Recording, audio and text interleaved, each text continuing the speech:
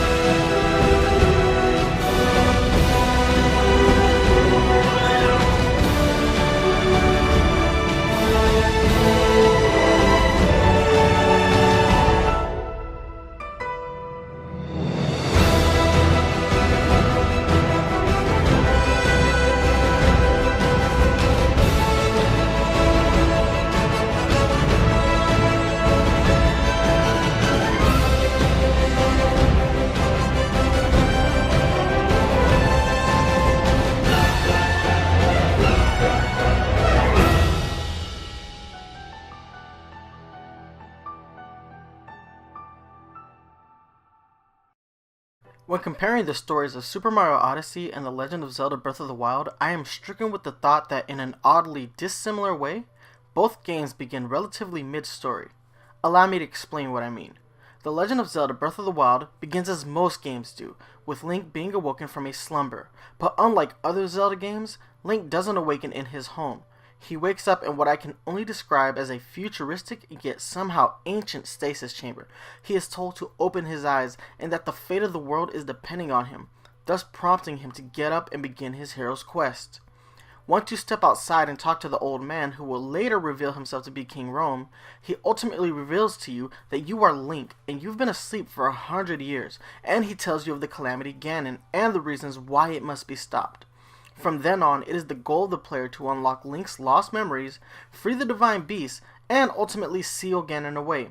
But this is what I meant when I said that Breath of the Wild technically starts mid-story, because the Link that you play as is already considered to be an accomplished warrior, one who tried to fight against Ganon and his minions and lost, and he was put away to heal from major wounds, and is now awakening in a world that he might not truly be familiar with anymore, but yet and still. The story has already begun by the time the player takes control of Link.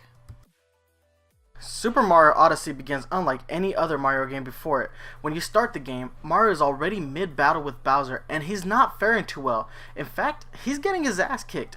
The battle ultimately climaxes with Bowser throwing his hat at Mario, knocking him off the airship, sending him plummeting thousands of feet towards the ground. As Mario plummets, Bowser takes one more victory in destroying Mario's iconic hat. If we closely dissect this opening cutscene, standard Mario tropes tell us that this would generally be the conclusion. Again, Mario standing atop the airship confronting Bowser, yet the game allows Bowser to win this battle. Eventually, Mario falls into the Cap Kingdom where he lies unconscious until he is stirred by some possessed hat. Chasing the hat down ultimately reveals that its name is Cappy, and his sister Tiara has also been kidnapped by Bowser. He decides that he wants to team up with Mario so that they together can defeat Bowser and rescue their respective ladies. Just like Breath of the Wild, Super Mario Odyssey also begins mid-story. We never actually see Bowser having taken the Princess Peach, yet he clearly has. Those are the setups for the games, both starting mid-story, but each game's story plays out in an entirely different way. In Breath of the Wild, you the player, as Link, don't get much exposition after that initial setup. From there you search for Link's lost memories, which are scattered throughout Hyrule, and once you do find these memories, they're short interstitials, not told in any specific order other than the order in which you find them, and while there is an actual order to each memory, they are told in a self-contained cutscene so that each memory can stand alone and provide the player with some exposition with the characters. On the flip side, Super Mario Odyssey tells the bulk of its story during its opening cutscene. From there, the player literally moves the story along through the simple action of playing the game. The story unfolds in front of the player and reaches its climax in the final cutscenes, but an easy thing to overlook while playing Super Mario Odyssey is how much it mirrors the tales of Odysseus that Homer told in the Odyssey. For those unfamiliar, the story of Homer's Odyssey follows the hero Odysseus as he returns home from the Trojan War. In the 10 years that Odysseus has been gone, he has been presumed dead, and he must journey home in order to prevent a group of unruly suitors to his wife Penelope. Along the way, Odysseus is sidetracked by numerous challenges, including fighting many mythological creatures such as the Cyclops. Super Mario Odyssey seeks to update the ancient poem of the Odyssey as if it were a modern-day mod. Comparing Super Mario Odyssey to that of Homer's Odyssey lends itself to the perfect segue. Characters. The main characters of Super Mario Odyssey are as follows. Mario, our titular hero, brave as always even despite his recent defeat at the hands of Bowser. In this game, Mario is very comparable to Odysseus. Cappy, Mario's brand new companion, similar to that of Baby Luma and Flood. Cappy allows Mario to be more nimble and acrobatic than ever while also offering the secondary ability of allowing Mario to capture enemies, allies, and even inanimate objects. Bowser, King of the Koopa, Kidnappers of Peach, the main bad guy. Bowser very much plays the role of the unruly suitors from the Odyssey, as he has literally kidnapped Princess Peach and is trying to force marriage upon her. He even goes the extra mile to create the perfect wedding by stealing precious artifacts from numerous kingdoms. Princess Peach, damsel in distress, Miss Independent. Again, the princess has been kidnapped by Bowser, yet Princess Peach is more fleshed out in this game after her breakout role in Super Mario 3D World on the Wii U. The princess is slightly more assertive and far more independent. While she still relies on Mario to save her, she does her absolute best to rebuff Bowser, and it plays out in a very funny scene during the game's final kingdom.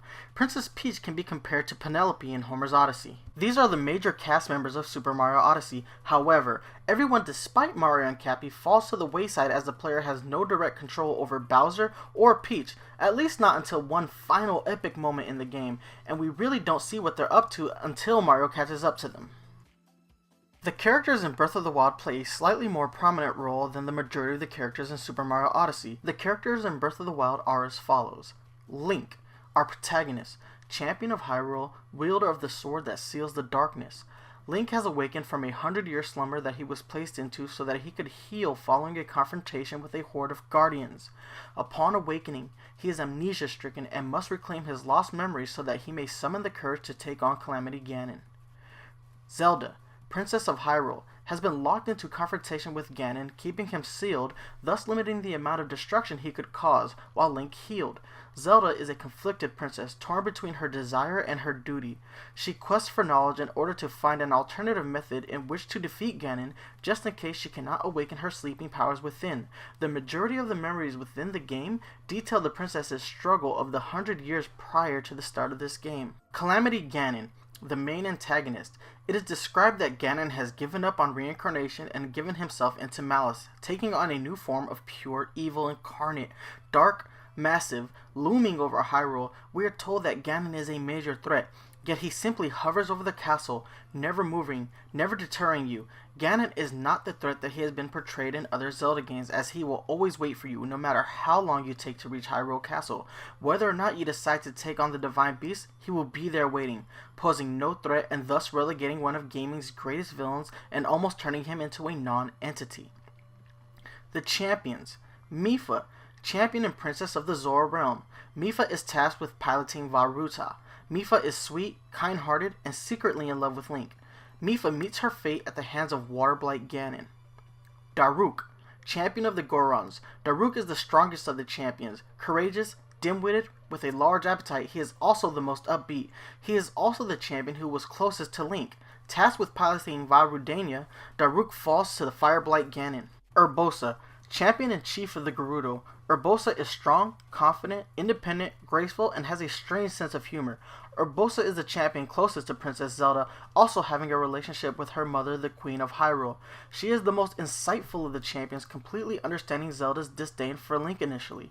Urbosa seems to have a disdain for the fact that Ganon had once been reincarnated in the form of a Gerudo male, and seeks to end his threat and clear the name of the Gerudo people. Urbosa controls the divine beast Va Naboris, and she falls at the hands of Thunderblight Ganon. Revali, champion and pride of the Rito. Revali is the most arrogant of the champions, not willing to see himself as a mere sidekick to Link. He constantly challenges Link's position and wants to be seen as his superior. Revali seems to lack patience on the outside, but he is truly probably the most meticulous of the champions as he spends his days practicing and honing his ability, Revali's Gale, although he seemingly does this to strut his superiority over Link. Revali is to pilot Va Medoh, but ultimately falls at the hands of Windblight Ganon. Each of the champion plays a small yet crucial role within the game, and they are the crux of a good number of cutscenes. Each of them has descendants who will aid Link in his quest in the present. Now that we have discussed the stories and characters within both games, it's now time to start truly comparing them. While both games are minimalistic on their story elements, one game does it better. What Super Mario Odyssey attempts to do is recreate Homer's Odyssey with a Mario skin, similar to how Doki Doki Panic became Super Mario Bros. 2, but this time it falls short of the mark, and while it may have more setup than your average Mario game, the story it tells ultimately boils down to this: save the princess, and that's it. Same story that they've been telling in Mario games for 30 plus years. On the flip side, Breath of the Wild story elements place a greater emphasis on what happened in the past versus what's unfolding in the present. There are 14 major cutscenes that can be sought out in any order, and because of that, it means each one of them had to be self-contained, so as not to make the player feel lost. For the most part, this is a good thing, but it can feel pretty disjointed, and also, depending on the nature of the player, you could go for hours without seeing a cutscene either because you dilly-dally on your way to your next divine beast, or you're having trouble locating the scattered memories in the map. Now it's time to talk about the endings of both games, as this is extremely crucial. The Legend of Zelda Breath of the Wild has an ending that leaves players wanting, in my opinion. After Ganon has been defeated, the player is left alone with Princess Zelda as she asks you, "Do you really remember me?" Credits roll. But if you have managed to find all the hidden memories, then you are privy to a post-credit scene in which Link and Zelda, on their path to rebuild the kingdom of Hyrule, are made aware that Vah Ruta has stopped working, so they head to the Zora domain. It was thought that this ending would be resolved with the release of the DLC Season Pass, yet the Season Pass only exists to expand upon the limited detail we had received about the champions. Unfortunately, this actually hurts what I would consider to be the best Zelda game. You're left holding the bag, and are doomed to never find out what the contents are. Conversely, Super Mario Odyssey's ending feels quite satisfying. Upon saving both Bowser and the princess by utilizing Cappy to escape an underground section that is falling upon itself, Mario looks lovingly into Peach's eyes, and the player is led to believe that this is the moment, this is the culmination of 30 years of rescuing the princess, that Mario is finally going to ask Peach to marry him, but then Bowser smacks Mario away and makes one final plea to Princess Peach, using a piranha plant. Mario sees this and becomes filled with jealousy and is not going to allow himself to be upstaged by Bowser. He pulls out a flower of his own and attempts to give it to Princess Peach. The player watches in anticipation. Who will she pick? Obviously it's Mario. Why would she pick Bowser? He kidnaps her constantly, but then the unthinkable happens. The princess rebuffs both Mario and Bowser by putting up the saltiest of faces and walking away from both. Dejected, Mario places a hand on Bowser's shell as if to say, there. This is brilliant storytelling. Peach shows she's not a prize to be won and basically is just as independent as she was in Super Mario Bros. 3D World, a heroine in her own right, and it's outright funny. After this long, tedious journey, there's something oddly funny about watching Mario not get the girl. But it's not quite over yet. Princess Peach steals the Odyssey, and Mario must run and jump his way back onto the ship before it leaves the moon, ultimately stomping on Bowser's head so that he can get the extra oomph to finally make that last jump back onto the Odyssey. Finally, going back to the characters, which game utilizes them better? Breath of the Wild cast is a bit larger than Super Mario Odyssey's, but does it utilize it well? The champions, who I said play a pretty small but significant role, don't feel fleshed out in the main game. It wasn't until the recent release DLC Pack 2 that we get a better understanding of the champions, but not even by that much, as the cutscenes don't add any new layers to the characters, and for this Nintendo made us shell out an additional $20. Yet the thing that may be most damaging to Breath of the Wild is the fact that its main villain has been reduced to that of a non-threat, which means that when you do defeat Ganon, you do not feel any true sense of accomplishment. Great villains make for great stories. Look at Ocarina of Time, for example. Ganondorf in that game is a true threat, and you feel his menace. In Breath of the Wild, you don't feel that, and that hurts the game.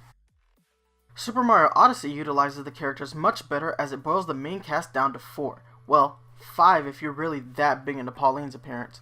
Mario, Peach, Bowser, Cappy. These characters don't really need to be as fleshed out as the characters being introduced in Breath of the Wild, but even so, when Princess rebuffs both Mario and Bowser, in a sense it shows how much the character has grown since the original Super Mario Bros. Game. Watching both Mario and Bowser pout after being spurned adds an element of comedy. They're just handled way better than their Zelda counterparts. Now, I've made arguments both good and bad for both games, but now it's time to decide which is better, and it's going to come down to one singular element: the story. Super Mario Odyssey tries to put a fresh spin on Homer's Odyssey. It really just boils down to saving a princess, the story that we've been told since the original Super Mario Bros. Game. It doesn't change the major narrative, and thus it falls short of truly captivating the audience the way that other games do. So in this category, I'm going to give Super Mario Odyssey a 3 out of 5. Conversely, Breath of the Wild ingeniously sought to tell a story in an open-world game where the player has the freedom to go anywhere at any time, and found a way to integrate the story in the same non-linear fashion. And while I do think the characters suffer for this ultimately, it's more story than that of Mario Odyssey's, so in this category, Breath of the Wild gets a 4 out of 5. So your winner for the category of story and characters goes to The Legend of Zelda Breath of the Wild. While Super Mario Odyssey may utilize its characters better, The Legend of Zelda Breath of the Wild has much better story, and it's told in a non-linear fashion, which allows the player to go ahead and consume the game as they see fit. They don't have to worry about where the story is coming. They find the story as they choose to. So that's going to be it for our first episode of Wild Odyssey. We hope to have a new episode out every week from now until the end of February. And if you enjoyed the video, please don't forget to hit the like button. And if you want to stay up to date with Wild Odyssey, don't forget to subscribe to the Nintendo Power Zone. This has been Nice193, signing off.